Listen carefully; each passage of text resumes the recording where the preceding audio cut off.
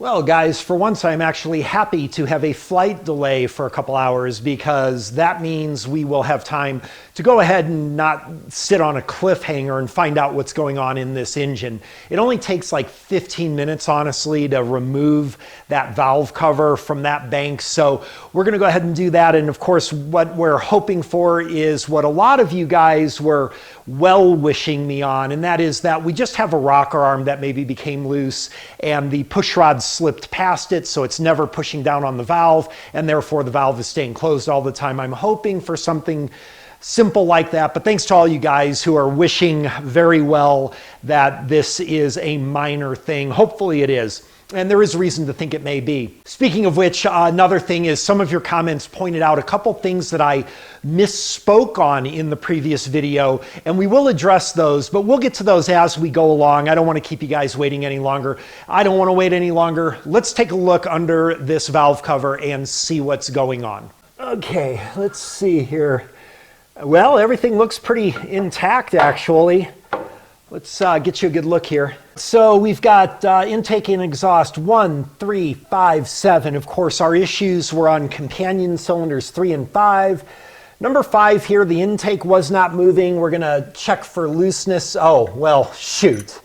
Yeah, we got a problem here. There's looseness, all right, because the cylinder head is broken. Wow, yeah, that is uncool. Let's see here. So one of the things I want to do before anything else is let's see if we've got any broken pieces in here. Yeah, we do. Want to make sure, because this is definitely not good. And this is a particular problem because I will need a new cylinder head on this car, but it's a special thing on this car particularly. And we'll discuss that. But the first thing I want to make sure, not that it's a big deal, we're going to recover these pieces when I remove the cylinder head anyway.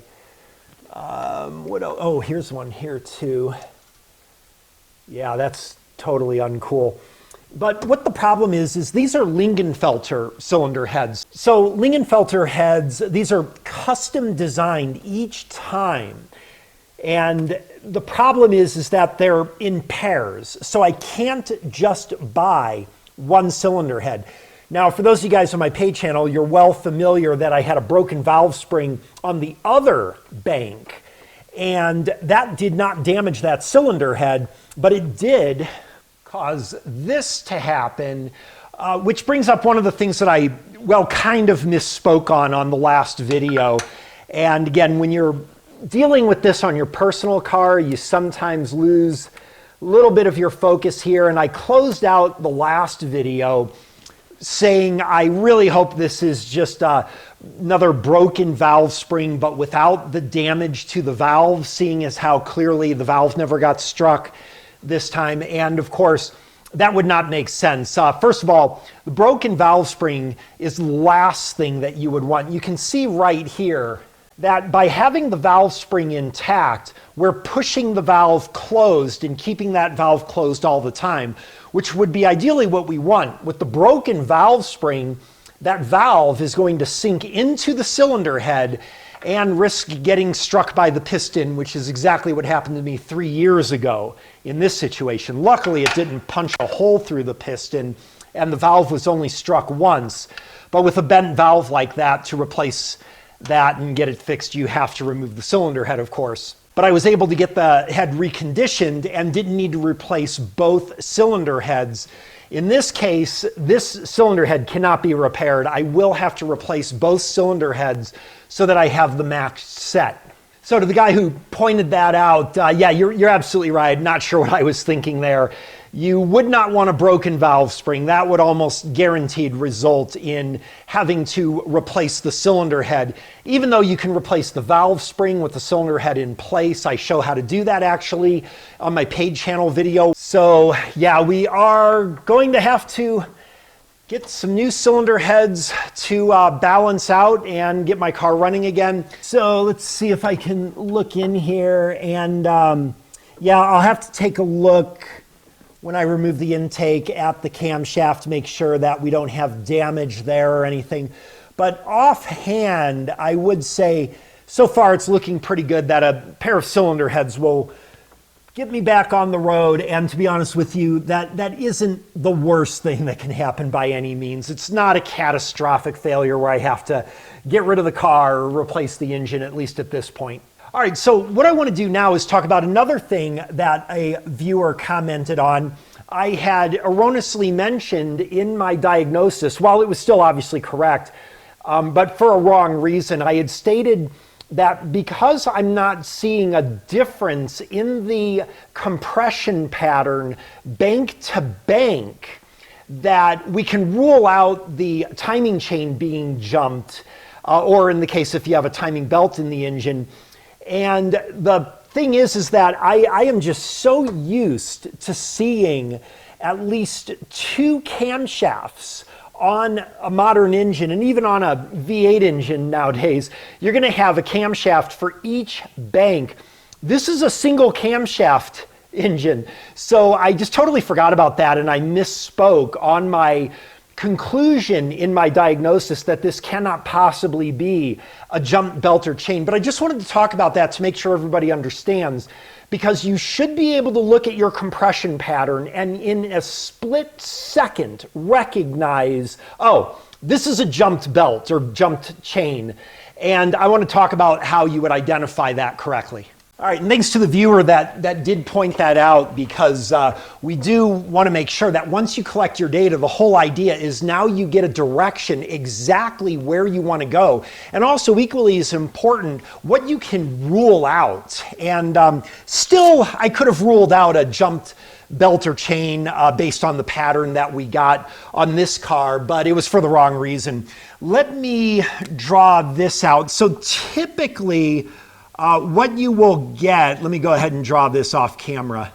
All right, kind of looks like a goth Hello Kitty, I guess. But what I'm attempting to draw here is we've got our crankshaft pulley here.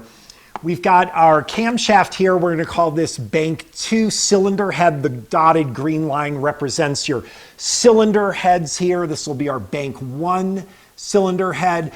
Of course, bank 1 is designated by the cylinder head that has the number 1 cylinder. In our application, the cylinders are numbered 1, 3, 5, 7. Number 1 is on this cylinder head, so this cylinder head is bank 1. Here we had 2, 4, 6, and 8 over here. All right, and typically, and of course some engines will also have 2 camshafts per cylinder head, 1 for the intake, 1 for the exhaust. Same thing in this particular application with the point I'm trying to make.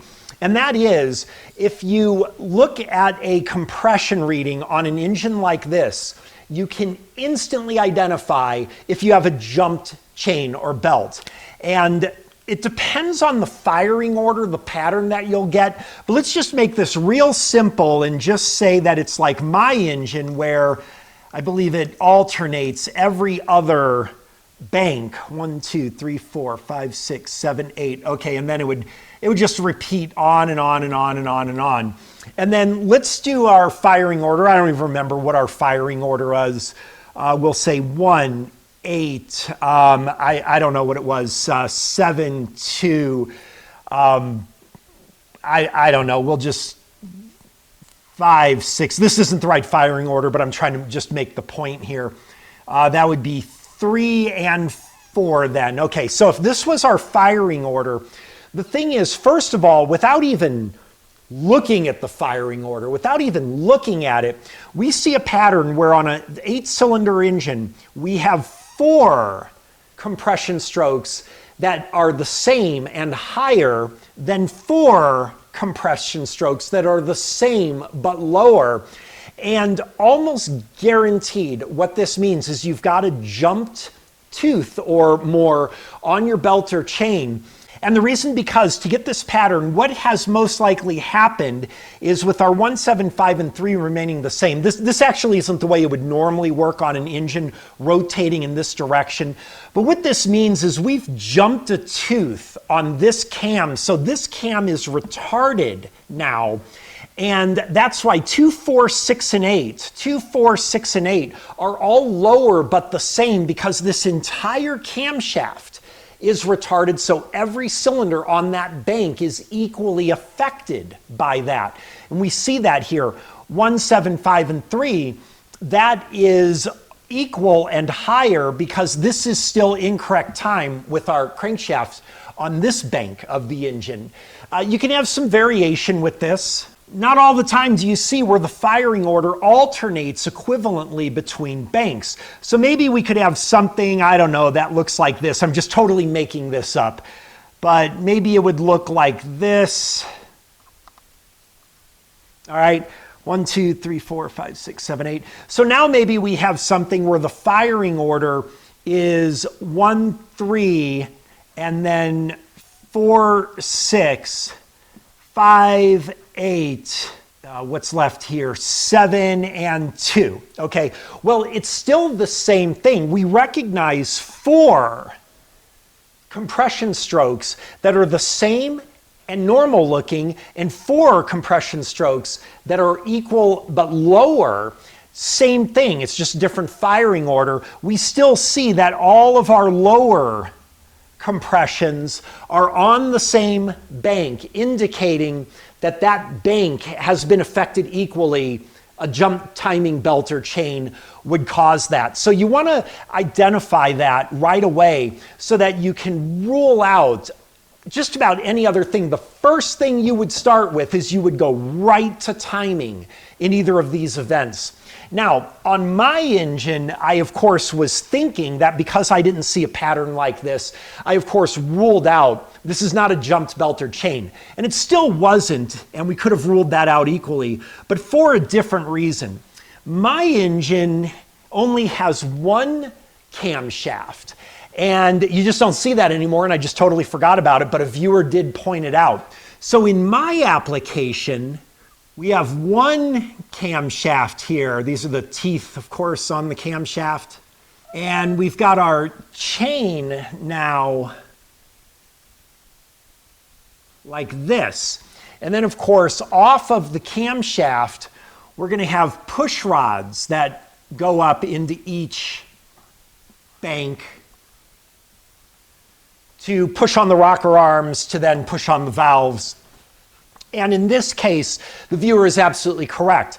If we were to jump a tooth either on the crankshaft or the camshaft, it would affect both banks equally. We would just have low compression across the board for every single cylinder because all of the cylinders run off that same camshaft. Now, the pattern that we got was something like this. And because of this no compression, this one is like a little bit affected here because of the zero compression here, so that crankshaft speed kind of gets affected and it affects that next cylinder in the firing order. But the bottom line is that we can easily see, even with our messed up looking trace here for our compression test, this cannot be a jumped tooth on the timing chain either way, because A, every cylinder isn't affected equally, and B, we still don't have just 1 bank affected. So any way you look at it, this cannot be the result of a jumped tooth or chain, because we have cylinders that are equal to each other and then a couple of them that are not. You can't have that happen with a jumped chain or belt. So hopefully that makes sense to you. Nice catch on that, viewer, by the way, to point that out. The thing is that when we look at this pattern here, we immediately still rule out this cannot be the result of a jumped chain. So we save that trouble of going in that direction only to find out that the engine is timed right. So you really want to be able to recognize this so that you can be a lot more efficient in your diagnosis. We knew from this diagnosis very quickly, within 15 minutes, we were able to identify that we need to go to the bank 1 cylinder head and that we need to remove a valve cover in order to identify the issue.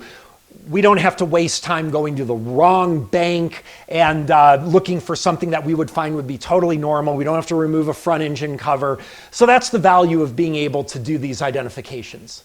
All right, well, hopefully that made sense. I'm gonna have to work on this little by little as I get time. We still also on my paid channel, I realize, keeping you guys hanging over there on the induction metrics using volumetric efficiency analysis with the free software that one of my viewers, Terry, you guys know him as Pt2, some of you guys, he has written a program. We will talk more about that and make it available to you guys once we release that. But over on the paid channel, we have those videos. I will continue on with that as soon as I can and identify the cause of a volumetric efficiency on the vehicle that we're looking at.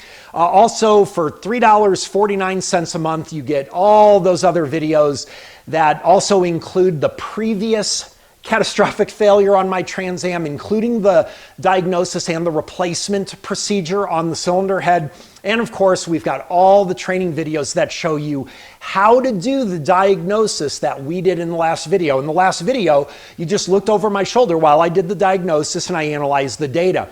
The paid channel has videos that show you step by step how to do those procedures and collect that data and interpret them. It's much more tutorial. So you may want to go over www.schrodingersboxqm.com and check it out. Don't forget to also check out my merch channel and I don't know what else, but anyway, I'll put links at the bottom of the description on this video for you to make it easy if you want to check that out.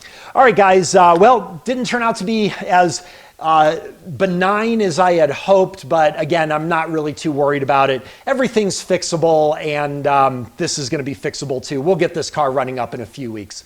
All right, thanks for watching. Hope you found this helpful. We will see you soon.